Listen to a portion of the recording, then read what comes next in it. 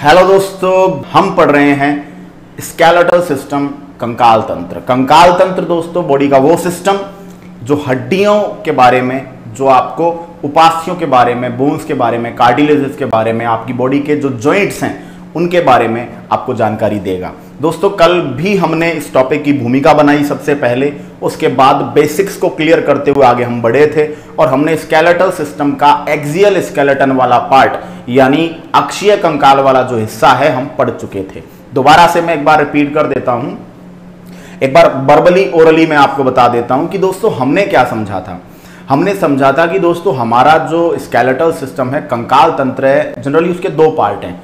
एक है आपका बाह्य कंकाल एक्सोस्केलेटन, एक है अंतः कंकाल एंडोस्केलेटन। बाह्य कंकाल स्किन के बाहर आपको विजिबल होता है, दिखता है।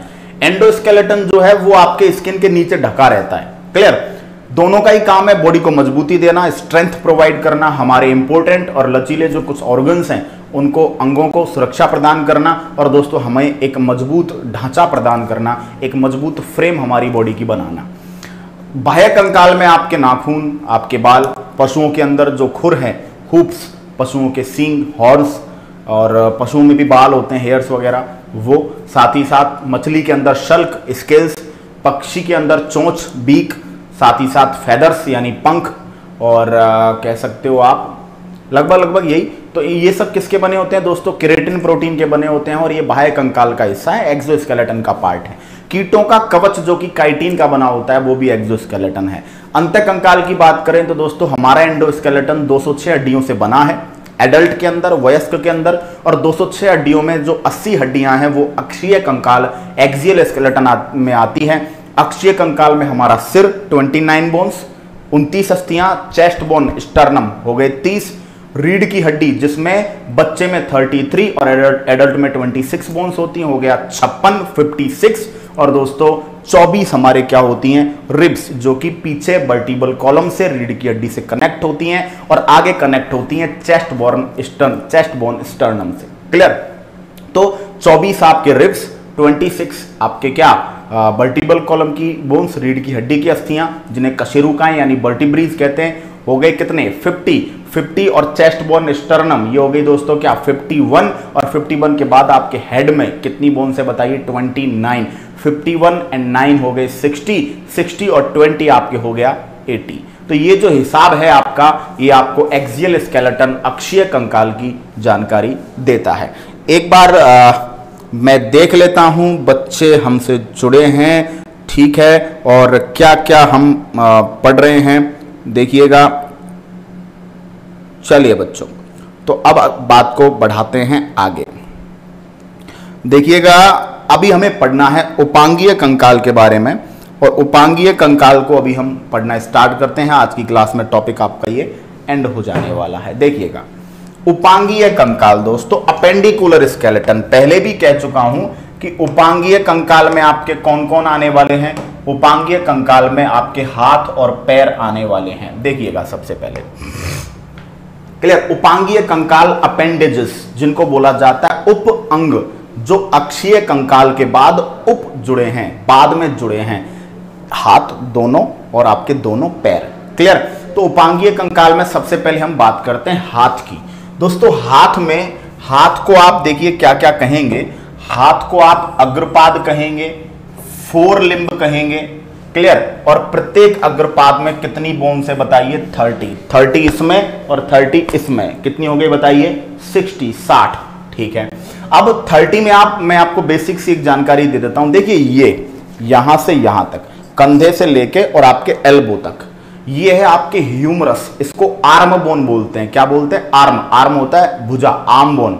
तो ये आपके आर्म बोन कहलाती है, भुजास्थि कहलाती है, और ये है ह्यूमरस। ह्यूमरस कहां है? ये रही। क्लियर? ये ह्यूमरस यहां पे है ना। अब हमारे एल्बो, ये कोहनी, एल्बो पे कोई बोन नहीं है, जस्ट जॉइंट है। एल्बो पे कोई भी आपके कोहनी पर कोई अस्थि नहीं है, यहाँ पे एक जॉइंट है, वो जॉइंट आगे हम पढ़ेंगे। क्लियर? अब एल्बो से और आप बात करेंगे रिस्ट तक, आप कोहनी से कलाई तक की बात करेंगे। कोहनी से कलाई तक आपको एक पार्ट दिख रहा है, एक यहाँ पे दो बोन है, दो अस्थियां हैं। दो अस्थि कैसे पता चलेंगी? यहाँ पे आप बीच में एक बार ऐसे हाथ है, क्लियर, हाथ को ऐसे यहां से पकड़ेंगे रिस्ट से और अंदर तक हाथ डालेंगे, आपको पता चलेगा यहाँ पे एक कैविटी है जो दोनों हड्डियों को अलग कर रही है। क्लियर। तो जनरली जनरली आपके कलाई से लेके और आपके कोहनी तक, आपके एल्बो और आपके रिस्ट के बीच में दो बोन्स हैं, और वो जो दोनों बोन्स हैं उनका नाम क्या है दोस्तों? Radius and ulna. क्या नाम है? रेडियस और अल्ना। कहां से कहां तक है? रिस्ट टू एल्बो, आपके कोहनी से कलाई तक कितनी हड्डियां हैं? दो बोन्स हैं, जिनको आप क्या बोलते हो दोस्तों? रेडियस और अल्ना। इसके बाद आती है आपकी कलाई दोस्तों, कार्पल्स। ये क्लियर? कार्पल्स ऐसे घूमती हुई 1 2 3 4 1 2 3 4 ऐसे। तो कार्पल्स एक तरीके से कलाई की कंगन की तरह हड्डियां होती हैं, जिनमें 8 हड्डियां पाई जाती हैं। तो कार्पल्स, कलाई की अस्थियों को क्या बोलते हैं दोस्तों? कार्पल्स कहते हैं। और कार्पल्स में कितनी बोन है बताइए? 8 बोन्स। अभी हिसाब देखिएगा, एक तो हो गई है आपके, एक तो हो गई है ह्यूमरस, क्लियर? 2 हो चुकी रेडियस और अल्ना, 8 हो चुकी कार्पल्स जो कलाई में होती हैं। कितनी हो चुकी हैं? 11 के बाद दोस्तों आपके हथेली की जो अस्थियां, हथेली में देखिएगा, देखिए 1 2 3 4 5, कितनी हड्डियां हैं? 5। इनको बोलते हैं मेटाकार्पस। तो जो आपके जो पाम बोन है, PALM, पाम यानी हथेली, जो पाम बोन है उनको आप कहते हो दोस्तों मेटाकार्पस। और मेटाकार्पस में कितनी हड्डियां हैं? 5। इसके बाद दोस्तों आपके अंगुलास्थियां, द बोन ऑफ फिंगर्स, जिनको आप बोलते हो फेलेंजिस, और फेलेंजिस का नंबर कितना है? 14। 14 कैसे कैलकुलेट करेंगे? ये रहा हाथ, तो देखिएगा 1 और 2, अंगूठे में कितने होते हैं फेलेंजिस? 2, और साथ में उंगलियों में 1 2 3 1 2 3 1 2 3 1 2 3। क्लियर? इसका मतलब प्रत्येक फिंगर में 3 आपके फेलेंजेस होती हैं, प्रत्येक अंगुली में 3 अंगुलास्थियां होती हैं, और अंगूठे में कितनी होती हैं? 2। तो 4 आपके फिंगर्स है, 3 चौक 12, साथ में 2 हो गए आपके अंगूठे के अंदर, तो 12 और 2 14 आपके क्या हो गई? फेलेंजेस। तो जरा सा गौर करिएगा, क्या 14, देखिए यहां से यहां तक, ये 14 आपके हो गई यहां तक अंगुलास्थियां, 5 पंजे में हो गई मेटाकार्पस, कितने हो गए? 19। 8 बोन्स, 8 अस्थियां आपके कलाई में हो गई, जिनको आप कार्पस कह रहे हो। 27 रेडियस और अल्ना 2, ये आपके कहां हो गई बताइए? आपके रिस्ट से, आपके कलाई से और आपके कोहनी यानी एल्बो तक, कितने हो गए? 29। और एक आपके हो गया ह्यूमरस। एक हाथ के अंदर ये सिस्टम है, दूसरे हाथ में भी यही सिस्टम है। कितनी हो गई बताइए? ये हो गए आपके 30 बोन्स। क्लियर? अब मैं डायग्राम के थ्रू भी आपको बता देता हूं। देखिए ये रहा डायग्राम, क्लियर? ठीक है। अब ये डायग्राम में साथ में आपके देखिएगा, समझिएगा, ये आपके हाथ और पैर के बारे में है, दोनों के बारे में बता देता हूं। क्लियर है ना? हाथ और पैर दोनों के बारे में। ये दोस्तों आपके right pectoral girdle and four limb bones है। पेक्टोरल गर्डल, पेल्विक गर्डल, देखिए 2 नाम मिलेंगे आपको, पेल्विक गर्डल और पेक्टोरल गर्डल। क्लियर? श्रोणी मेखला, अंश मेखला, ये अभी आगे पढ़ाने वाला हूं, तो फिलहाल इनकी टेंशन बिल्कुल नहीं ले। मतलब कि सिंपल सा सिस्टम है यार, कि हमारे हाथों को, हमारे दोनों हाथ में मैंने बोला था, आपके उपांगीय कंकाल को, अनुबंधी कंकाल को, अपेंडिकुलर स्केलेटन को, यानी हाथ और पैर को अक्षीय कंकाल से जोड़ने का काम मेखलाएं करती है। तो 2 हड्डियों की जरूरत यहां पड़ती है, 2 हड्डियों की जरूरत यहां पड़ती है, हो गई 4। क्लियर? तो ये जो हड्डियां हैं जो हाथों को जोड़ती है अक्षीय कंकाल से, इनको बोला जाता है अंश मेखला, पेक्टोरल गर्डल।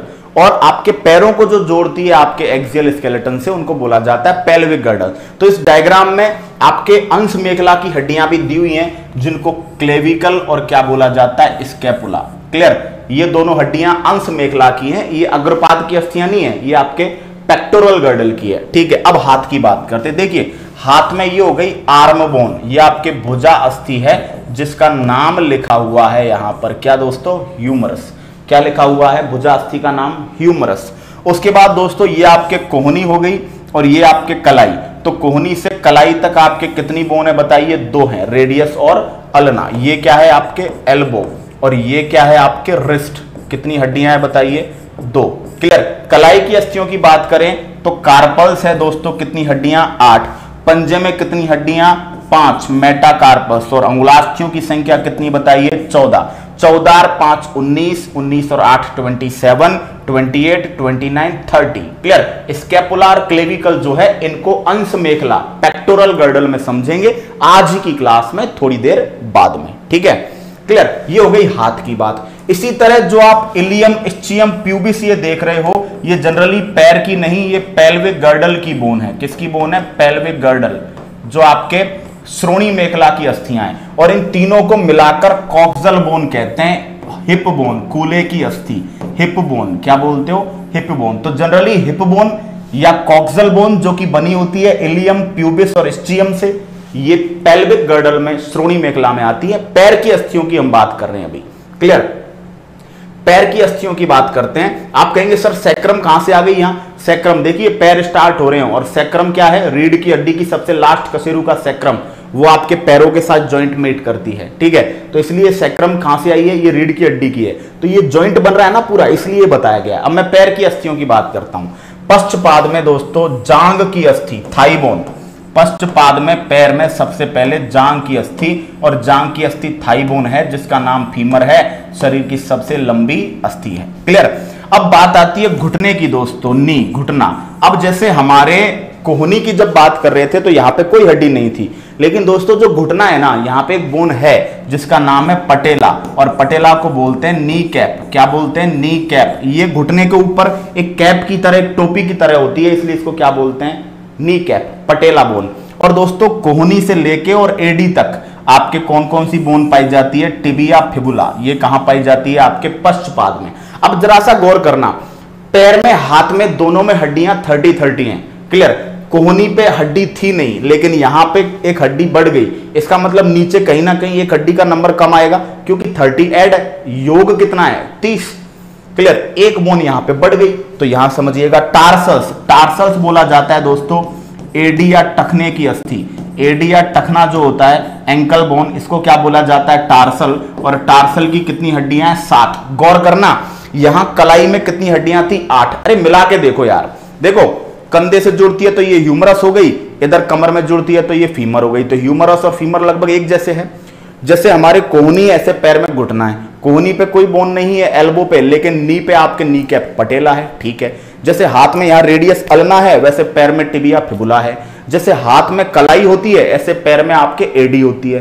तो हाथ में कलाई पर 8 बोन्स हैं, लेकिन पैर में जो एडी है उस पर कितनी बोन्स है बताइए? 7। अब ये हिसाब पूरा हो गया। देखिए एक हड्डी जो यहां बड़ी थी, वो एक हड्डी यहां घट गई, ठीक है। अब पैर के पंजे की बात आती है तो क्या बोलेंगे? मेटाटार्सस। कितनी हड्डियां? 5। और जब पैर में दोस्तों अंगुलास्थियों की बात आती है तो संख्या वही 14। तो हाथ और पैर का कंपैरिजन जब करेंगे तो आप एक चीज का अंतर पता चलेगा कि एक तो एल्बो पे कोई बोन नहीं है, कोहनी पर कोई अस्थि नहीं है, जबकि घुटने पे एक अस्थि है जिसका नाम क्या है? पटेला। तो हाथ में देखेंगे दोस्तों, हाथ में humerus, radius ulna, carpus, metacarpus, phalanges. क्या क्या? ह्यूमरस, रेडियस अल्ना, ये कार्पस, ये हाथ में मेटाकार्पस, और ये फेलेंजिस, ठीक है।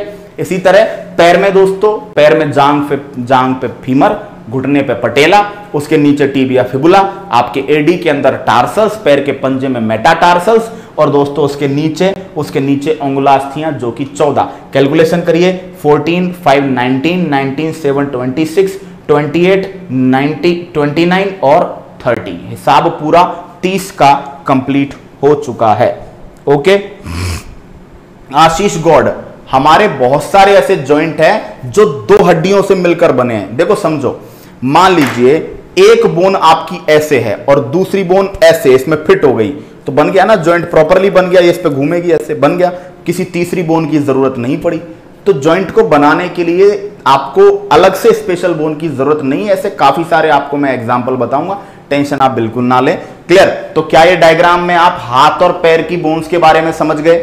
बताइएगा जल्दी से, हाथ और पैर की बोन्स के बारे में समझ पाए क्या? क्लियर। तो 30-30 हाथ 2, क्लियर, और 30-30 2 पैर, हो गए 120, क्लियर। तो 120 आप यहां पढ़ चुके, और दोस्तों 80 बोन्स आप एक्सियल स्केलेटन में पढ़ चुके, तो 200 का हिसाब कंप्लीट हुआ। अब 200 के बाद आपके 6 हड्डियों का हिसाब बाकी है, और वो 6 हड्डियों का हिसाब जो है, क्लियर, ये हम पढ़ेंगे किसके अंदर दोस्तों? मेखलाएं, गर्डल्स। देखिएगा समझिएगा, क्लियर। अभी समझाया था आपको कि मेखलाएं दोस्तों आपके कितने टाइप की होती है? 2 टाइप की, अंश मेखला पेक्टोरल गर्डल और श्रोणी मेखला पेल्विक गर्डल। अंश मेखला में कितनी बोन्स लगती हैं? 4, क्लियर। 4 भी 2 + 2, यानी 2 आपके राइट साइड और 2 आपके लेफ्ट साइड। इसी तरह आपके श्रोणी मेखला पेल्विक गर्डल किस किस को जोड़ती है? जरा गौर करना। अंश मेखला दोस्तों हाथ और अपर एक्सियल स्केलेटन, ऊपरी अक्षीय कंकाल ये रहा, इसको हाथ से जोड़ती है, क्लियर, ठीक है। पैर क्या करेगा? पैर और लोअर एक्सियल स्केलेटन को कौन जोड़ती है? Pelvic girdle. क्लियर? यहां पे टोटल 4 बोन, 2 आपके left side, 2 right side. Clear? तो हाथ में जो जोड़ती है उनमें 2 बोन कौन कौन सी है? स्कैपुला और क्लेविकल।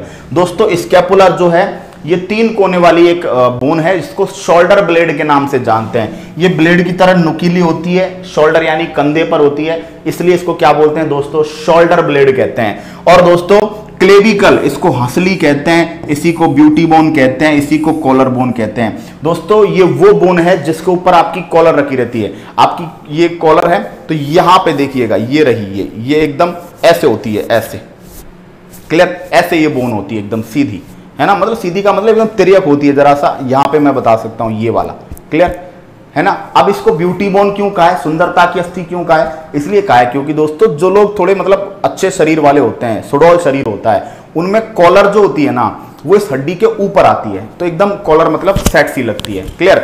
और कुछ लोग ऐसे कमजोर होते हैं, एकदम टिटिंगे होते हैं, तो उनमें क्या होता है कि कॉलर जो होती है वो इस हड्डी के नीचे झटकती है और इनकी जो हड्डी है ना वो ऊपर दिखती रहती है, एकदम ऐसे ऐसे कंकाल सा दिखता रहता है। तो लोग उसको देख के बोलते हैं कुछ खा लिया कर, डेढ़ हड्डी हो रहा है, बोलते नहीं है डेढ़ पसली हो रहा है, कुछ खा लिया कर, बताते नहीं है।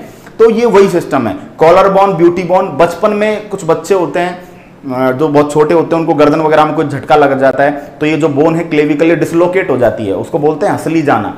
तो जो बचपन में आप नाम देते थे Hansli, beauty bone, collar bone, ये किस हड्डी को देते थे बताइए? ये क्लेविकल को देते थे। तो याद रखेंगे आपकी बॉडी में 2 स्कैपुला 2 क्लेविकल है भाई, समझो। एक स्कैपुला एक क्लेविकल आपके राइट साइड है और एक स्कैपुला और एक क्लेविकल आपके लेफ्ट साइड है, तो 2 और 2 4 हड्डियां हो गई।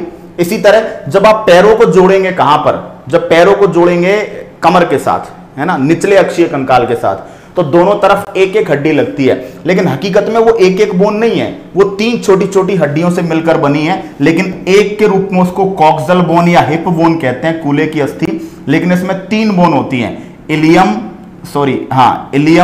इस्चियम और प्यूबिस। कौन कौन सी बोन होती है? Ilium, ischium, pubis. इन तीनों के बीच में भी हल्की फुल्की गति हो सकती है, जिससे कि ये पूरी जो हिप बोन है ये अपनी स्ट्रक्चर को हल्का फुल्का बैलेंस कर सकती है। इसका फायदा मिलता है स्पेशली प्रसव के दौरान महिला को, जब महिला का पार्चुरेशन हो रहा होता है, प्रसव हो रहा होता है, तब ये प्यूबिक बंद जो है ये अपने आप को रिलैक्स कर लेता है। दोनों तरफ की प्यूबिक बोन्स के बीच में बॉन्ड अपने आप को रिलैक्स कर लेता है, तो बच्चा इजीली बाहर आ जाता है। ठीक है? तो जनरली आपकी बॉडी में 2 इलियम, 2 इस्चियम, 2 प्यूबिस है, समझना, एक राइट साइड एक लेफ्ट साइड। क्लियर? तो बात हमने की है मेखलाएं, गर्डल्स। मेखलाओं की संख्या टोटल 6 है। क्लियर? अंश मेखला में 4 हड्डियां, 2 स्कैपुला, 2 क्लेविकल, है ना भाई? 2 स्कैपुला, एक स्कैपुला इधर, एक स्कैपुला इधर, एक क्लेविकल इधर, एक क्लेविकल इधर। ठीक है? स्कैपुला को शोल्डर ब्लेड कहते हैं और क्लेविकल को हंसली, कॉलर बोन या क्या बोलते हैं? Beauty bone. इसी तरीके से आपके जो कॉक्सल बोन है, कूल्हे की अस्थि, जिसको हिप बोन कहते हो दोस्तों, उसके अंदर भी 3 हड्डियां हैं, इलियम, इस्चियम, प्यूबिस, लेकिन तीनों को कैलकुलेट एक ही किया जाता है, 3 कैलकुलेट नहीं करते। तो 206 हड्डियों का एक एक करके चुन चुन के हिसाब दिया है भाई साहब। लोग ऊपर ऊपर से पढ़ा देते हैं, मैंने आपको 206 पूरी याद करवाई है। अगर 5 मिनट घूम लोगे और घूमते घूमते दिमाग में याद कर लोगे, रेडियस किधर है? ये रही। टीबिया किधर है? टीबिया पैर में होती है। फीमर कहां है? जांग में होती है। ह्यूमरस कहां है सर? ये रही। जाइगोमेटिक बोन गाल की अस्थि, पैलेटाइन बोन तालू की अस्थि, लैक्राइमल बोन आंख में पाई जाती है, फ्रंटल ललाट में, ये रही। ओसिपिटल, ये रही। कान किस में पाए जाते हैं? टेम्पोरल में। टेम्पोरल के ऊपर कौन सी बोन है? पैराइटल बोन है। ठीक है? ऊपरी जबड़े की अस्थि मैक्सिला, निचले जबड़े की अस्थि मैंडिबल, रीढ़ की हड्डी की पहली कशेरुका एटलस, रीढ़ की हड्डी की द्वितीय कशेरुका एक्सिस, रीढ़ की हड्डी की 25वीं कशेरुका सैक्रम जो बच्चे में 5 होती है, रीढ़ की हड्डी की 26वीं कशेरुका कॉकिक्स जो बच्चे में 4 होती है, हमारे अंदर 1 होती है ना। रीढ़ की हड्डी में टोटल कितनी बोन्स? 26, बच्चे में कितनी? 33। रीढ़ की हड्डी की प्रत्येक बोन को क्या बोलते हैं? वर्टिब्री या कशेरुका। पसलियां कितनी? 12 जोड़ी। 12 जोड़ी में से शुरुआत की 7 जोड़ी सत्य पसलियां, उसके बाद की 3 जोड़ी आभासी या कूट पसलियां, और उसके बाद की 2 जोड़ी मुक्त या प्लावी पसलियां, फ्लोटिंग रिब्स। कान की अस्थियां मिडिल ईयर में पाई जाती है। बाहर से अंदर जाओगे तो मिस, मेलियस, इनकस, स्टेपीज, मेलियस हथौड़े जैसी, इनकस मोची के जूती रखने के स्टैंड के जैसी, और दोस्तों स्टिरअप जो घोड़े के दोनों तरफ पैर फंसाने का जो लटकने का होता है उसके जैसी। तो सब कुछ क्लियर किया है बहुत अच्छे तरीके से। कोई डाउट? किसी भी बच्चे को कोई डाउट हो कमेंट बॉक्स में बिल्कुल कह सकते हो आप।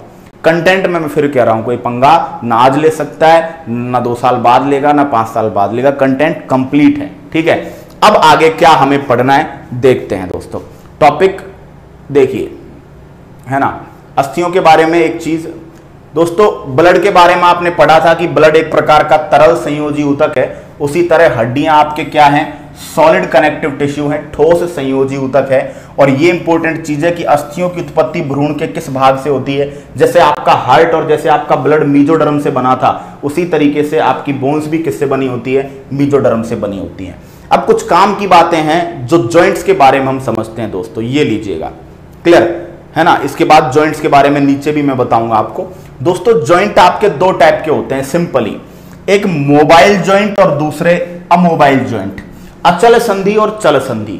दोस्तों अचल संधियां वो होती हैं जिनके बीच में बिल्कुल भी गति नहीं हो सकती, अचल जो चल नहीं सकती, है ना। जैसे हमारी कपाल क्रेनियम में कितनी हड्डियां हैं, 8, क्लियर। तो ये जो 8 हड्डियां हैं, क्या इनमें से एक भी बोन गति कर सकती है, नहीं। तो दोस्तों इनके बीच में गति संभव नहीं है और इसका एग्जाम्पल है क्रेनियल बोन्स के बीच संधि, कपाली अस्थियों के बीच संधि। और कपाली अस्थियों के बीच में कौन सा जॉइंट पाया जाता है, फाइब्रस जॉइंट पाया जाता है, रेशेदार जॉइंट पाया जाता है, याद रखिएगा, क्लियर। तो अचल संधि वो संधि जिनमें बिल्कुल भी गति नहीं होती है, जिनमें बिल्कुल भी आप मूवमेंट नहीं देख सकते। ये इसका सबसे best example according to NCERT cranial bone है। क्या नाम है दोस्तों, क्रेनियल बोन, जिनके बीच में फाइब्रस जॉइंट या रेशेदार संधि पाई जाती है। अब बात करते हैं दोस्तों चल संधि। नाम चल है मतलब इनके बीच में क्या हो सकती है, गति पॉसिबल है। अब चल में भी 2 टाइप की गतियां हैं, चल में भी 2 टाइप की संधि है, पूर्ण संधि और अपूर्ण संधि। पूर्ण संधि वो जिसपे गति काफी अच्छी मात्रा में हो जाती है, और अपूर्ण संधियां वो जिनमें गति होती तो है लेकिन बहुत कम होती है। अब इसका एग्जांपल क्या है दोस्तों, रीढ़ की हड्डी की जो 26 कशेरुकाएं हैं, क्लियर, वो ऐसे होती है लेकिन उनमें हल्की फुल्की गति पॉसिबल है, हल्की फुल्की। ऐसा नहीं है यूं हो जाओगे एकदम, नहीं, है ना। तो उनके बीच में हल्की फुल्की गति पॉसिबल है। तो रीढ़ की हड्डी की जो 26 वर्टिब्रीज हैं उनके बीच में, है ना, क्या है, आपके जो मूवमेंट है वो पॉसिबल है, क्लियर। और उनके बीच में भी मूवमेंट हर एक के बीच नहीं है, कुछ एक के बीच में है, क्लियर। जैसे आप कमर में से जॉइंट हो गई, कमर से यूं फोल्ड हो सकते हो, लेकिन चेस्ट से जैसे यहां से फोल्ड नहीं हो सकते सीधा कि बिल्कुल भाई गर्दन को तो जोड़ दो, गर्दन को तो फोल्ड यूं कर सकते हो, लेकिन क्या यहां से अपने आप को फोल्ड कर सकते हो, क्या नहीं, सीधा कमर में से कर सकते हो। तो कहीं कहीं पर मतलब मूवमेंट है, कहीं कहीं पर मूवमेंट नहीं है। तो रीढ़ की हड्डी की जो 26 वर्टिब्रीज है, इनके बीच में जो जॉइंट है वो कैसे जॉइंट है दोस्तों, इनकम्प्लीट जॉइंट है। इसी तरह जो श्रोणी मेखला की अस्थियां हैं, जो कॉक्सल बोन है, मैंने आपको अभी बताया था, जो इलियम, जो इस्चियम और जो प्यूबिस, इलियम, इस्चियम और प्यूबिस के बीच में जो आपके जॉइंट है वो कैसा जॉइंट है, इनकम्प्लीट जॉइंट है। तो समझ रहे हो आप, 2 टाइप के जॉइंट हो गए दोस्तों, मोबाइल अमोबाइल, चल अचल, वो संधियां जिनमें गति होती है चल, वो संधियां जिनमें गति नहीं होती अचल। अचल का एग्जांपल क्रेनियल बोन्स के बीच फाइब्रस जॉइंट होता है, बिल्कुल गति नहीं। चल में कंप्लीट जॉइंट में काफी अच्छी गति होगी, इनकम्प्लीट जॉइंट में गति जो है वो होगी लेकिन बहुत कम मात्रा में। और इसका एग्जांपल है वर्टिब्रल कॉलम की 26 बोन्स के बीच, साथ ही साथ जो आपकी कॉक्सल बोन है, इसकी जो इलियम, इस्चियम, प्यूबिस है, इसके बीच में जो पाई जाती है उसको आप क्या कहते हैं दोस्तों, उसको आप कहते हैं इनकम्प्लीट जॉइंट। अब बात आती है कंप्लीट जॉइंट। कंप्लीट जॉइंट वो होते हैं जिनपे काफी अच्छी गति आप देख पाएंगे और उसके एग्जांपल्स मैं आपके सामने रखता हूं। देखिए दोस्तों, 4 या 5 जॉइंट आप देखेंगे यहां पर, ठीक है। देखिए पहला जॉइंट है बॉल एंड सॉकेट जॉइंट। शुद्ध हिंदी में बड़ा अटपटा नाम आता है इसका, कंदुक खल्लिका संधि, बॉल एंड सॉकेट, जिसमें एक हड्डी का लास्ट वाला किनारा बॉल की तरह होता है, बॉल की तरह से गोल होता है, और दूसरी हड्डी का किनारा ऐसे सॉकेट की तरह होता है। ये बॉल सॉकेट में फंस जाती है और इस पे क्या होती है, गति होती है, क्लियर, चारों तरफ गति हो सकती है। तो क्वेश्चन बन गया इंपॉर्टेंट, देखिएगा, बॉल एंड सॉकेट जॉइंट, पहला कंदुक खल्लिका संधि। दोस्तों इस जॉइंट पर सबसे ज्यादा गति होती है, और ये जॉइंट आपके कहां कहां होता है, तो ये जॉइंट दोस्तों कंधे में और कमर में जॉइंट कह सकते हो आप एक तरीके से। अंश मेखला का जॉइंट, भाई कंधे का जॉइंट अंश मेखला का, देखिए गति 360 डिग्री आप क्या कर पाएंगे, गति करवा पाएंगे। इधर भी आप 360 डिग्री गति करवा पाएंगे, ठीक है। तो ये कौन सा जॉइंट है दोस्तों, ये बॉल एंड सॉकेट है। तो आप कह सकते हो एक तरीके से कि अंश मेखला और श्रोणी मेखला का जो जॉइंट है, पेक्टोरल गर्डल और पेल्विक गर्डल का जो जॉइंट है, अंश मेखला और श्रोणी मेखला का जो जॉइंट है वो कौन सा जॉइंट है दोस्तों, बॉल एंड सॉकेट। और दोस्तों मैंने आपको बताया है हाथ और पैर लगभग लगभग मिलती जुलती चीजें हैं, तो जो जॉइंट कंधे में होगा, यानी यहां पे आपका जो अग्रपाद है वो किससे जुड़ रहा है, अक्षीय कंकाल से। तो जब पश्चपाद अक्षीय कंकाल से जुड़ेगा कमर में, तो वहां पे भी आपको काफी अच्छी मूवमेंट देखने को मिलेगी, तो वो है बॉल एंड सॉकेट जॉइंट। अगला है दोस्तों हिंज जॉइंट। हिंज जॉइंट में गति एक तल में होती है, ये है कोहनी का जॉइंट। और अगर कोहनी का जॉइंट है तो घुटने का जॉइंट भी आएगा, तो आपके नी जॉइंट और आपके एल्बो का जॉइंट। अब देखिए कोहनी, देखिएगा ये ऊपर उठाई मैंने, क्या इस कोहनी को ऐसे नीचे ले जा सकता हूं क्या, नहीं, एक तल में गति हो रही है सिंगल प्लेन के अंदर, ठीक है। ऐसे ही घुटना जो होता है वो ऐसे नीचे की तरफ जाता है, लेकिन घुटना क्या ऊपर आ सकता है अपने जॉइंट पे, नहीं आ सकता।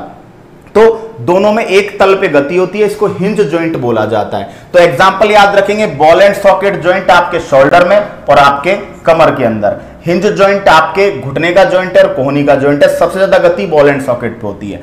अगला है खूंटी संधि या पाइवट जॉइंट। इसमें क्या होता है, ये खूंटी की तरह लटकी हुई एक बोन होती है और दूसरी बोन उसके चारों तरफ ऐसे घूमती है। ये जॉइंट आपके कहां है दोस्तों, हमारे गर्दन की संधि में रीढ़ की हड्डी एक खूंटी की तरह खड़ी हो जाती है और दोस्तों हमारा मस्तिष्क इसके चारों तरफ क्या करता है, गति करता है। दोस्तों इसे क्या बोलते हैं, यस और नो जॉइंट कहते हैं। देखिएगा यस नो, तो ये क्या है, देखिए रीढ़ की हड्डी यहां खड़ी है और आपकी जो आपके सिर की बोन्स हैं वो इसके चारों तरफ ऐसे घूम रही है। क्लियर। तो इसको आप क्या बोलते हैं, इसको आप क्या बोलते हैं बताइए, पाइवट संधि, खूंटी संधि। और दोस्तों इसे यस और नो जॉइंट कहते हैं। दोस्तों अगला है ग्लाइडिंग संधि, फिसलन संधि या विसर्पी संधि। ग्लाइड का अर्थ है दोस्तों फिसलना, इसमें एक अस्थि दूसरी अस्थि पर फिसलती है। आप देखिएगा कोहनी की अस्थियां, देखो जरा देख पा रहे हो, ये दो बोन ऐसे प्लेन है ना, ऐसे प्लेन है। देखिए अभी मैं इसको यूं करूंगा तो बताओ ये एक बोन का किनारा दूसरी बोन के ऊपर फिसलेगा, ऐसे फिसलेगा, ऐसे फिसलेगा। तो कोहनी थी वो किससे मिल रही थी, घुटने से, तो हिंज हो गया। यहां पे कलाई आपकी किससे मिलती है, एडी से। तो याद रखिएगा दोस्तों, कलाई का जॉइंट और एडी का जॉइंट आपका क्या कहलाता है दोस्तों, ये आपके कहलाता है ग्लाइडिंग संधि, जिसको फिसलन संधि या विसर्पी संधि कहते हैं। और अगला है दोस्तों सैडल जॉइंट, ये आपके अंगूठे की संधि, ये वाली। क्लियर। ये जो जॉइंट है आपका क्या कहलाता है, सैडल जॉइंट कहलाता है। याद रखेंगे बॉल एंड सॉकेट जॉइंट सबसे ज्यादा गति कंधे और कमर का जॉइंट है।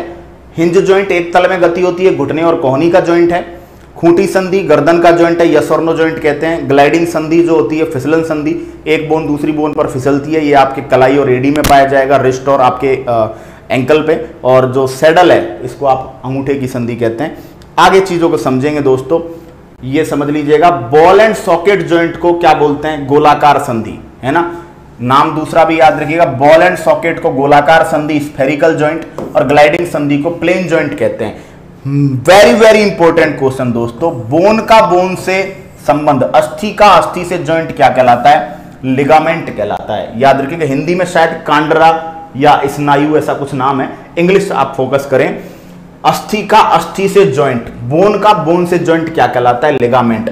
और अस्थि का मसल से, अस्थि का मांसपेशी से जॉइंट क्या कहलाता है, टेंडन। बहुत आता है क्वेश्चन, अस्थि का अस्थि से जॉइंट लिगामेंट, अस्थि का मसल से जॉइंट टेंडन। आगे देखेंगे, लंबी हड्डियों के किनारों पर पाई जाने वाली जो लचीली गद्दे के जैसी संरचनाएं होती हैं उन्हें क्या बोलते हैं, उपास्थियां। और उपास्थियों को क्या लिखा है, कार्टिलेज, जिनके बारे में ऑलरेडी मैं डिस्कस कर चुका हूं। क्लियर।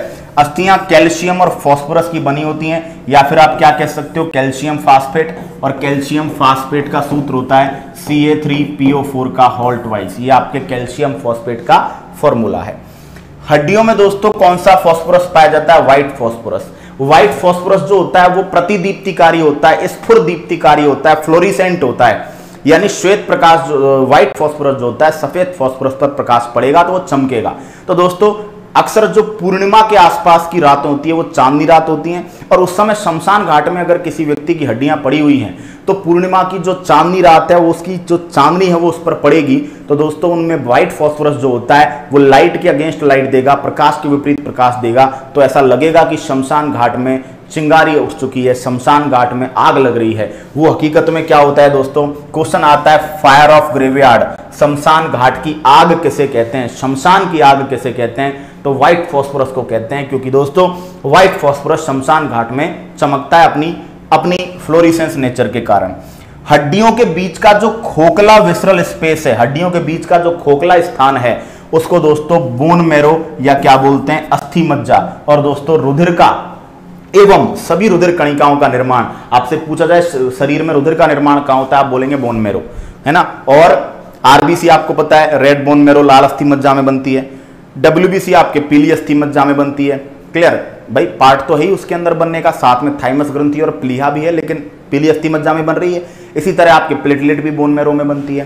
तो आप कह सकते हैं कि पूरा ब्लड और ब्लड की जो कणिकाएं हैं वो सब कहां पर बनती हैं दोस्तों? वो बनती हैं आपके कहां पर दोस्तों? आपके बनती हैं बोन मैरो के अंदर।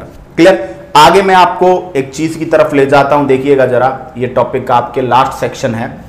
उंगलियां चटकाने पर आवाज क्यों आती है? जब आप फिंगर्स को क्रैक करते हो, क्लियर, आवाज चट, देखिएगा तो आवाज किस चीज की है? अच्छा, आप एक बार एक जगह से चटका लेते हो, उसी जगह से उसी जॉइंट पे से दोबारा नहीं चटकती उंगलियां, ऐसा क्यों? देखिएगा दोस्तों, उंगलियां चटकाने पर आवाज इसलिए करती हैं क्योंकि उंगलियों के जॉइंट्स पर एक द्रव भरा रहता है जिसको क्या बोलते हैं? साइनोवियल द्रव। साइनोवियल द्रव जिसमें दोस्तों CO2, कार्बन डाइऑक्साइड और नाइट्रोजन गैस के क्या पाए जाते हैं? बबल्स, बुलबुले। जब आप उंगलियां चटकाते हो तो ये बुलबुले फूट जाते हैं और उन बुलबुलों के फूटने की आवाज आती है। क्लियर। अब थोड़ी देर वापस लगता है इन बुलबुलों को बनने में, इसीलिए तुरंत से आप फिंगर को उसी जगह से क्रैक नहीं कर सकते। क्लियर। लेकिन दोस्तों उंगलियों को चटकाना अच्छा नहीं है, क्योंकि जब आप उंगलियों को बार बार चटकाते हो तो साइनोवियल लिक्विड सूख जाता है और सूखने से फिंगर्स के बीच का जो लचीलापन है, स्मूथनेस है, वो क्या हो सकती है? खत्म हो सकती है। क्लियर। अच्छा, हड्डियों के विकास के लिए कौन सा विटामिन जरूरी होता है? विटामिन डी जरूरी होता है, साथ ही पैराथायराइड ग्रंथि से निकला हुआ पैराथायराइड हार्मोन जरूरी होता है, क्योंकि पैराथायराइड हार्मोन दोस्तों रुधिर में कैल्शियम और फास्फोरस की मात्रा को कंट्रोल करता है और हड्डियों और ब्लड के बीच में कैल्शियम फास्फोरस की मात्रा को नियंत्रित करता है। इसलिए दोनों चीजें हड्डियों के विकास के लिए जरूरी है। क्लियर। दोस्तों विटामिन डी की कमी से बच्चों में सूखा रोग, ड्राइनेस डिजीज हो जाती है, जिसको आप क्या बोलते हो? याद रखिएगा, ड्राइनेस डिजीज को ही रिकेट्स कहते हैं। जबकि वयस्कों में दोस्तों ऑस्टियोमेल्शिया, वयस्कों में हड्डियां जो हैं वो बहुत कमजोर पड़ जाती हैं, जिसको ऑस्टियोमेल्शिया के नाम से जाना जाता है। तो विटामिन डी का एक काफी अच्छा रोल है बोन्स के डेवलपमेंट में, साथ ही साथ हड्डियों की स्ट्रेंथ में, मजबूती में। तो दोस्तों ये टॉपिक आपका बोन मैरो, किशन मेहरानिया बताया मैंने आपको कि जो आपकी बोन मैरो होती है, हड्डियों के बीच का खोखला स्थान होता है जिसको बोन मैरो कहते हैं, अस्थि मज्जा कहते हैं, हड्डियों के बीच में पाया जाता है। क्लियर। जहां पे आपकी ब्लड वेसल्स, रुधिर वाहिनियां, ब्लड काप्सल्स, आपकी रुधिर कणिकाएं बनती हैं, ब्लड बनता है। एक बच्चा पूछ रहा है सर मसल्स में, मांसपेशियों में थकान किसके कारण होती है? तो दोस्तों थकान सारी मांसपेशियों में जनरली नहीं होती। जो हमारी ऐच्छिक मांसपेशियां हैं, जिनको हम कंकालीय स्केलेटल मसल कहते हैं, जो कंकाल तंत्र से जुड़ी है, जैसे हाथ की मसल्स है ना, ये मसल्स, देखिए हड्डियों का काम है बॉडी को ढांचा देना, जो गति कराने का काम है वो मसल्स का है। मैं बोल रहा हूं मसल्स के कारण। क्लियर। मैं ऐसे कर रहा हूं मसल्स के कारण, ठीक है। मैं हाथ घुमा रहा हूं मसल्स के कारण, मैं आपको झापड़ मारूंगा मसल्स के कारण, ठीक है। तो आपकी मसल्स जो होती हैं, स्पेशली जो स्केलेटल मसल है, कंकालियां आपकी जो मांसपेशियां हैं, इनको जब पर्याप्त मात्रा में ऑक्सीजन नहीं मिलती, इनको इनफ क्वांटिटी के अंदर अगर ऑक्सीजन नहीं मिलती है तो ये अनॉक्सी शोषण करती है, एनारोबिक रेस्पिरेशन करती हैं, और अनॉक्सी शोषण के परिणाम स्वरूप क्या बनता है? लैक्टिक अम्ल बनता है, और वो लैक्टिक अम्ल दर्द और थकान का कारण बनता है ना। तो याद रखिएगा, मसल्स में जो दर्द और जो फटीग है, फटीग बोलते हैं थकान को, वो किसके कारण होती है बताइएगा? वो आपके लैक्टिक एसिड के कारण होती है। ये मसल्स में भी पढ़ेंगे, मांसपेशियों के अंदर भी पढ़ेंगे, और यहां पर भी ये चीज मैं आपको पढ़ा रहा हूं।